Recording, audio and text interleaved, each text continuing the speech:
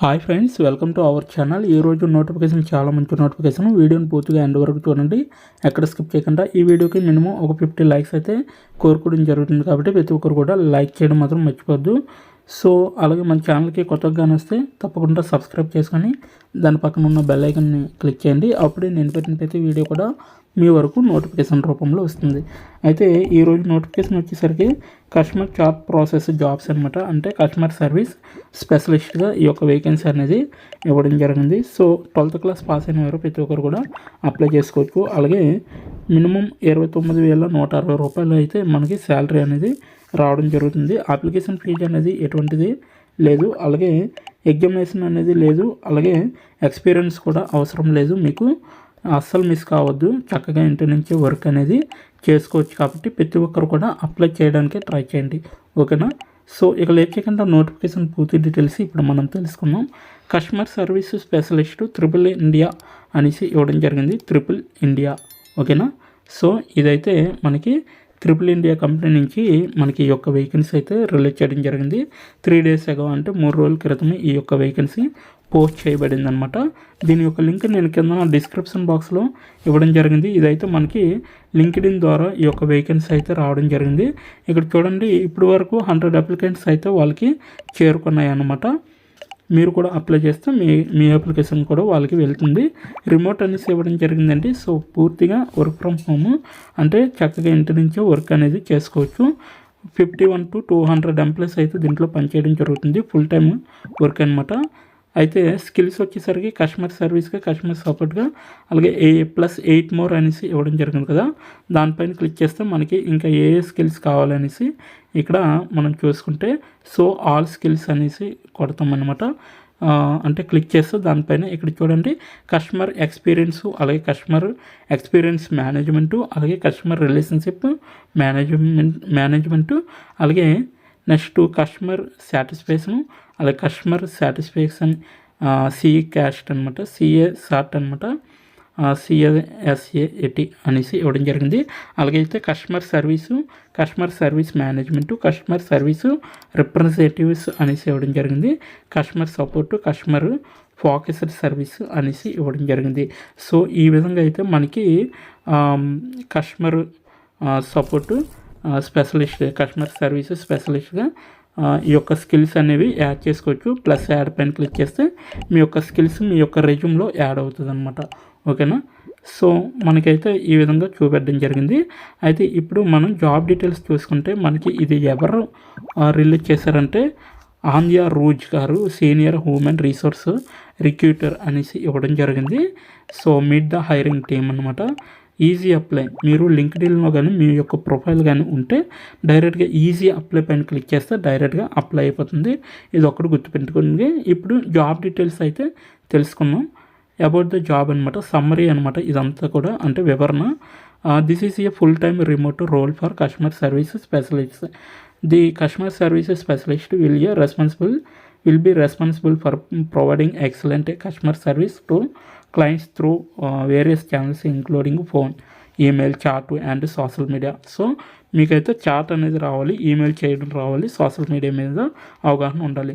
The customer service representative will handle enquiries, resolve issues and ensure customer satisfaction.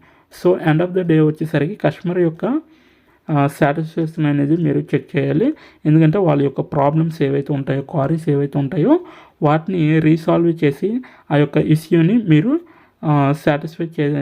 Resolve చేసి satisfy పొందేటట్టుగా చూసుకోవాలి కస్టమర్ని, ఓకేనా. So the customer service representative will also be accountable for maintaining accurate customer records in the CRM system అనేసి ఇవ్వడం జరిగింది. Achieving customer service targets and goals and communicating customer feedback to the management team అనేసి ఇవ్వడం జరిగింది. ఏదైతే customer యొక్క feedback ఉంటుందో అదంతా కూడా మీరు మేనేజ్మెంట్ టీమ్కి మీరు అందజేయాలన్నమాట, ఓకేనా. మీ యొక్క టార్గెట్ గోల్స్ అనేవి రీచ్ అయ్యే విధంగా, అంటే డే టు డే అవి రీచ్ అయ్యే విధంగా చూసుకోవాలి. అయితే రెస్పాన్సిబిలిటీస్ వచ్చేసరికి మీకు కస్టమర్ ఇంటరాక్షన్ అనమాట, communicate with customer via phone, email and chat, demonstrating empathy, అలాగే activity listening and professionalism at all times అనేసి ఇవ్వడం జరిగింది. అంటే కస్టమర్కి మీరు ఎలాగంటే ఫోన్ కాల్ ద్వారా, ఈమెయిల్ ద్వారా, చాట్ ద్వారా, అలాగే యాక్టివిటీ లిజనింగ్ ద్వారా, అలాగే ప్రొఫెషనల్గా మీరు అయితే ఉండాలి ఎనీ టైంలో అనమాట. అయితే ఈసీ రీసొల్యూషన్ అనమాట. Identify the customer concerns and find effective solutions among for first contact resolutions whenever possible while adhering to company policies and guidelines. కంపెనీకి సంబంధించిన గైడ్లైన్స్, పాలసీస్ ఏవైతే ఉంటాయో వాటిని మీరు రీసాల్వ్ చేసే విధంగా ఉండాలి.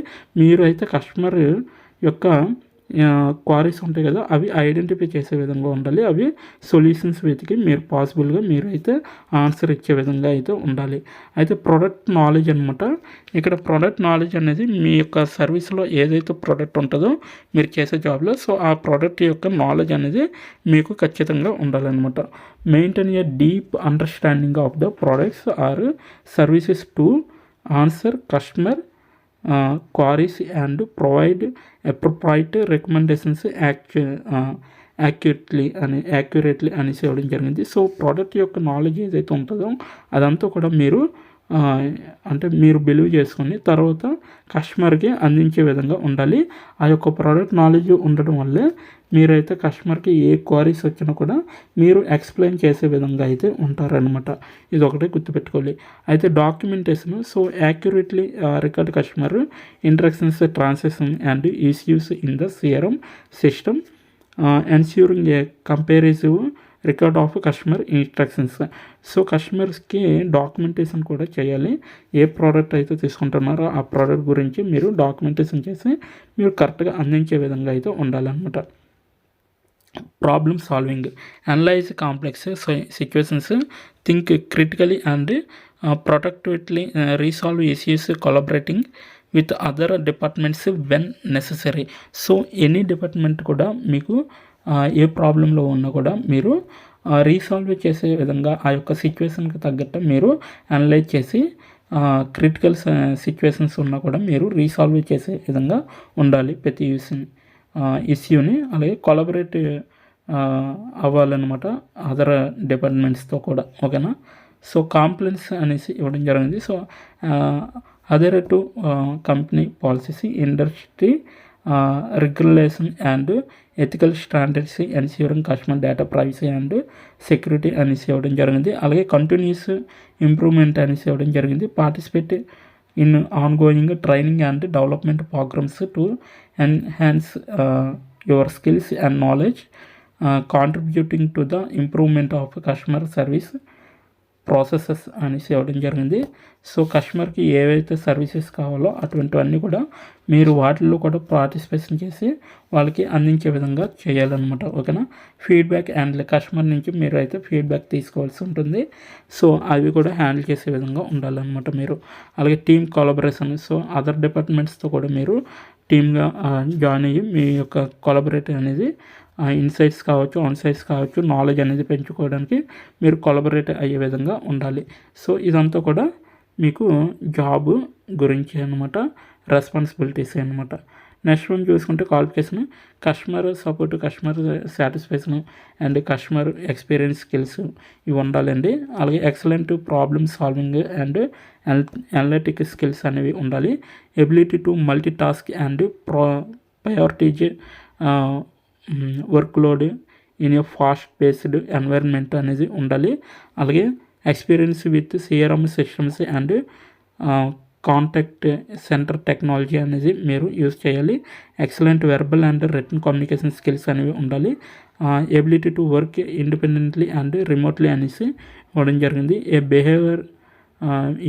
Bachelor degree or higher in related field is preferred అనేసి ఇవ్వడం జరిగింది. అలాగే experience in customer service or contact centre environment is preferred.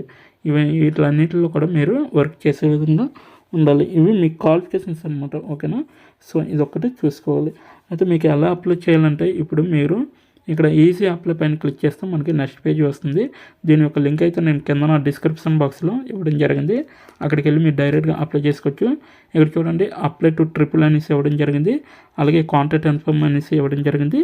So మీరైతే ఇక్కడ జాబ్స్ కిట్ అనేసి ఉంది కదా, సో దానిపైన ఈమెయిల్ అనేది టైప్ చేసి మీరు వెంటనే ఈమెయిల్ అడ్రస్ దగ్గర ఈమెయిల్ టైప్ చేసి వెంటనే నెక్స్ట్ పైన క్లిక్ చేస్తే నెక్స్ట్ పేజీలో మీ యొక్క డీటెయిల్స్ అడుగుతుంది. ఎడ్యుకేషనల్ డీటెయిల్స్, మీ యొక్క కాంటాక్ట్ డీటెయిల్స్ ఇవన్నీ కూడా అడగడం జరుగుతుంది.